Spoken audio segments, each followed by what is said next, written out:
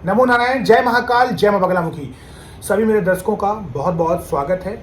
और देखिए, आज का विषय है कि अगर आपको ये संकेत मिलते हैं तो आप एक भगत बन चुके हैं। भगत शब्द की मैं यहाँ पर बात कर रहा हूँ। भगत का अर्थ होता है एक सिद्ध पुरुष, एक दिव्य पुरुष। हिंदू धर्म में, सिख धर्म में और बौद्ध धर्म में इसका अर्थ होता है एक सिद्ध और महापुरुष, दिव्य पुरुष जिसे हम कह सकते हैं। लेकिन कोई भी एक ऐसा इंसान जो एक वैष्णव भक्त हो, तिलक लगाता हो, मांस का सेवन न करता हो, वो भी एक भगत हो सकता है।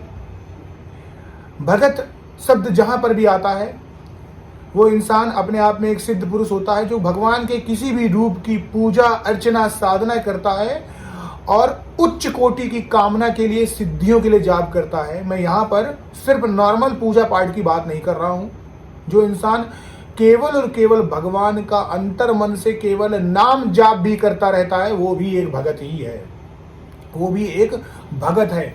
एट द एंड में जिसका मकसद भगवान को पाना हो, भगवान की सिद्धि पाना हो, भगवान से मनोकामना पाना हो, भगवान में मिलना हो, अपनी आत्मा को परमात्मा में मिलाने वाला हो, ऐसा इंसान भगत कहलाता है। और जो भी इंसान किसी भी भगवान को अपने मंत्रों के द्वारा अपने अधीन कर ले, भगवान से अपना काम करवा ले मंत्रों के द्वारा, क्योंकि भगवान जो होते हैं, जो ईश्वर होते हैं, वो मंत्रों के अधीन होते हैं और मंत्र जब उस साधक के अधीन हो जाते हैं तब वो भगवान से अपना काम करवा लेता है।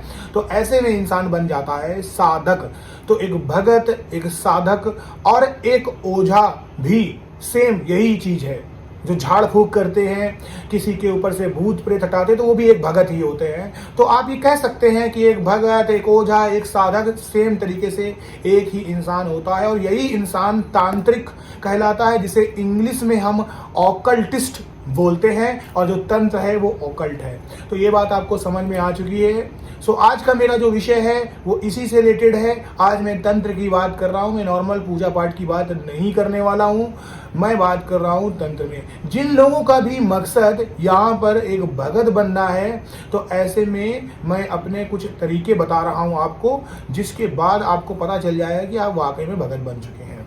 अगर आपने देवी माँ के किसी भी रूप की पूजा अर्चना साधना स्टार्ट कर दी है, 10 महाविद्याओं की साधना आप करते आ रहे हैं, 10 महाविद्याओं की, भगवान शिव के किसी भी भैरव स्वरूप की आप साधना करते आ रहे हैं, भगवान बजरंगबली के पंचमुखी स्वरूप की आप पूजा अर्चना करते आ रहे हैं, तो ऐसे में पॉसिबिलिटी है कि आगे जाके आप साधक बनेंगे। इसमें कोई भी इसमें शक नहीं है। और धीरे धीरे इसके बीच में जो भी आपको संकेत मिलते हैं, उससे पता चल जाता है कि आप जो काम कर रहे हैं वो आपको फलित हो रहा है। अब इसमें एक सबसे इंपॉर्टेंट बात आती है जो मेरे से बहुत बार पूछी जा सकती है, और मैं हर बार सेम ही क्वेश्चन का कमेंट का रिप्लाई नहीं कर सकता हूँ। सेम आप मेरे वीडियो पूरा देखा करिए, इससे आपको नॉलेज मिलेगी। आगे के जो लोग मेरे से जुड़े हुए हैं वो कृपया करके अपने 2-3 वीडियो को अगर खंगालेंगे मेरे, तो उनको इनका असर मिल जाएगा। तो मैं यहाँ पर एक चीज़ कहना चाहता हूँ जो मुझे कमेंट हमेशा आता है कि क्या मैं अपने इष्ट देव को अपना गुरु बना सकता हूँ, क्या मैं भोलेनाथ को अपना गुरु बना सकते हैं? जी हाँ, आप किसी भी देवी देवता को अपना गुरु बना सकते हैं, इसमें कोई प्रॉब्लम नहीं है। लेकिन गुरु शब्द जो एक आया है उसका मतलब होता है प्रत्यक्ष गुरु, यानी फिजिकल गुरु की आपको जरूरत पड़ेगी। वरना इसका एक प्रॉब्लम भी है। प्रॉब्लम ये है कि एक समय तक आपको संकेत मिलेंगे, लेकिन उन संकेतों का क्या मतलब होता है आपको समझ नहीं आएगा। उन संकेतों के बाद आपको क्या करना है समझ नहीं आएगा। जो हलचल आपके शरीर में हो रही है उसका क्या करना है वो भी समझ में नहीं आएगा। उस ऊर्जा को कैसे संभालेंगे वो भी समझ में नहीं आएगा। चक्र आपके बैलेंस हो रहे हैं या कुंडली खुल रही, ये भी समझ में नहीं आएगा। और बहुत सारे और भी रहस्यमयी संकेत आपके शरीर में भी होते हैं, आपके साथ भी होते हैं, आपके साथ घटनाएं भी घटित होती हैं। उसके बाद आप खो जाते हैं, भटकते रहते हैं और यूट्यूब में यूं ही कमेंट करते रहते हैं। दैट्स मीन आपको एक समय के बाद एक प्रत्यक्ष गुरु की आवश्यकता होगी। इनिशियल लेवल पे आप किसी को भी गुरु मानकर साधना को कर सकते हैं, कोई भी प्रॉब्लम नहीं है।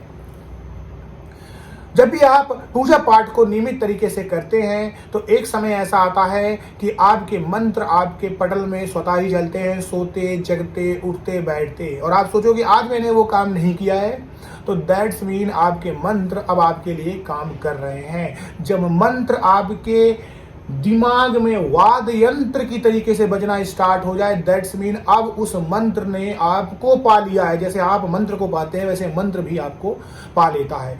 दैट्स मीन ये आपका पहला स्टेप था, आप पार कर चुके हैं और आप भगत बनने की तरफ अब अग्रसर हैं, इसमें कोई शक नहीं है। एक ही समय में जिस भी देवी देवता की आप पूजा पाठ करते हैं उसके अलावा सिर्फ वही अगर देवी देवता आपको सपने में अब दर्शन देना स्टार्ट हो जाए, उनकी मूर्ति आपको दिखने लग जाए, आप सपने में भी उनसे बातचीत करना स्टार्ट कर दें, दैट्स मीन अब आप भगत बनने वाले हैं। ये भी एक दूसरा संकेत है, दूसरा स्टेप है। अगर जो भी बात अब आप बोलते हैं और वो स्वतः ही सिद्ध होने लग जाए, स्वतः ही सिद्ध होने लग जाए, चाहे आप किसी को बुरा ही क्यों ना बोल दे वो घट जाए, अच्छा ही क्यों ना बोले वो हो जाए, तो आप एक भगत अब बन चुके हैं। देखिए, एक एस्ट्रोलॉजर जो एक भविष्यवाणी करता है, यानी आपकी कुंडली को देखकर आपके बारे में ज्योतिषी गणना करता है, और एक ऐसा महापुरुष जिसने भगवान को पा लिया है, चाहे मंत्रों के द्वारा, तंत्रों के द्वारा, किसी भी तरीके से विवश करके, कई बार में तंत्र की साधना से विवश करके भगवान को काम बनाया जाता है, तो ऐसा इंसान भी जो कुछ बोलता है वो हो जाता है। अब उसके कर्म जैसे होंगे उसको बाद में सजा मिलेगी, अच्छे बुरे ये कर्मों के हिसाब से दंड मिलता है, लेकिन अभी वो जो भी बोलेगा वो काम हो जाएगा, वो काम हो जाएगा। तो उसी प्रकार से कोई भी एस्ट्रोलॉजर अगर भगवान की साधना करता है, साधक होता है, तो वो जो भी बोलेगा वो हो जाता है।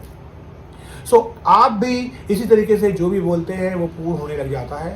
इसीलिए सोच समझ कर बोलें, किसी का बुरा मत बोलें, वो हो जाएगी चीज।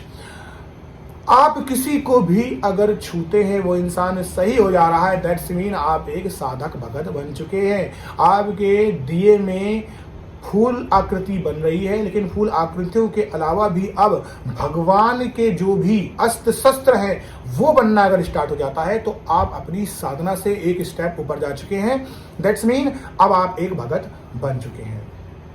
अब भगत बनने के बाद अजमाने का भी एक तरीका होता है कि कोई भी रोगी आपके पास है, आपके घर में ही क्यों ना हो, अपने घर से शुरुआत कर सकते हैं।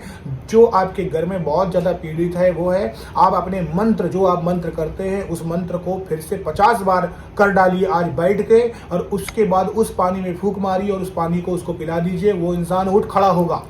यानी आपके अंदर वो शक्ति आ चुकी है, आपके सारे चक्रा बैलेंस हो चुके हैं, आपके अंदर वो ऊर्जा समाहित हो चुकी है मंत्र के, और वो मंत्र काम कर रहे हैं, उस मंत्र के अंदर देवता जागृत हो चुके हैं। आप एक सच्चे साधक और भगत बन चुके हैं, इसमें कोई शक नहीं है। ऐसा इंसान अब भूख प्यास से अलग हो जाता है, ऐसे इंसान को भूख प्यास नहीं लगती है। बहुत से लोग शिकायत करते हैं कि मुझे बैठने में दिक्कत आ रही है, मेरे पीछे दर्द होता है। ये देखिए, ये सब इनिशियल स्टेज होती है। जब आप एक साधक होते हैं तब आप इन सब चीज़ों से बहुत ऊपर जा चुके होते हैं। ना आपको दर्द होता है, ना कोई चीज़ सुनाई देती है, ना किसी चीज़ में आपका ध्यान जाता है। आपका ध्यान केवल अपनी साधना में चलता है, जाता है, और आप 100% करते हैं। जब भी आप पूजा पाठ करते हैं तब आपके दीपक की लौ अगर ऊपर को जाती है, एक सीध में जा रही है, फड़फड़ा नहीं रही है, याद करिए, फड़फड़ा नहीं रही है, इधर उधर नहीं जा रही है, सीधी चल रही है, एक सीध में ऐसे बहुत तेजी से उठ रही है, या आपकी देवता को तरफ को मुड़ जा रही है, दैट्स मीन आपकी पूजा साधना सही, आप एक सच्चे भक्त बन रहे हैं, एक सच्चे भगत बन रहे हैं, एक सच्चे ओझा बन रहे हैं। अगर आपके घर में खुशहाली का माहौल होने लगा है, जो आप सोचते हैं वो होने लग जाए, वो घटनाएं होने लग जाए, अच्छे अच्छे संकेत आपको मिल रहे हैं, यानी आपके घर में मोर आके नाच रहा है, आवाज़ कर रहा है, आपके घर में बैठ जा रहा है। कबूतर की बात नहीं कर रहा हूँ, अगर छोटी चिड़ियाँ आपके घर में घोंसला बना रही हैं, आ रही हैं, चहचहा रही हैं, अच्छा संकेत है। अगर आपके घर में खुशबू आती है, देखिए इत्र की, मिट्टी की और किसी भी प्रकार की चीज़ों की खुशबू आपको आ रही, बदबू की बात नहीं कर रहा हूँ, खुशबू अगर आ रही है, सुगंध आ रही है, तो आप एक अच्छे भगत बन चुके हैं, एक साधक बन चुके हैं, इसमें कोई संकेत नहीं नहीं है, कोई शक नहीं है। अगर आप बिना पूजा पाठ के भी, यानी किसी भी मूर्ति आपके सामने नहीं है और आप आंख बंद करते हो, वही आकृति दिख रही है, आप भटक नहीं रहे हैं कि मैं हनुमान जी की पूजा करूं, मैं शिव की पूजा करूं, कि मैं कृष्ण भगवान की पूजा करूं, जिस भी देवी देवता को आप मानते बस उसका ही ख्याल आपके दिमाग में आता है। दैट्स मीन अब आपने सच्ची भक्ति पा ली, क्योंकि जो सच्चा साधक होता है वो 10 जगह अपने दिमाग को नहीं भटकाता है। वो जानता है कि चाहे विष्णु भगवान हो, चाहे गणेश जी हो, चाहे शंकर भगवान हो, चाहे माँ पार्वती हो, एट द एंड में भगवान एक ही है। जिस दिन आप तुलना छोड़कर ये मान के चलोगे कि मैं दास हूं, मैं सेवक हूं, ईश्वर एक है, उस दिन आप एक सच्चे भगत हो और साधक हो। और यही जीवन का सबसे बड़ा और इस वीडियो का सबसे बड़ा एट द एंड में कंक्लूजन और निष्कर्ष है। खुश रहिए, स्वस्थ रहिए और अध्यात्म मार्ग में बढ़ते रहिए। नमो नारायण। जय महाकाल, जय मां बगलामुखी।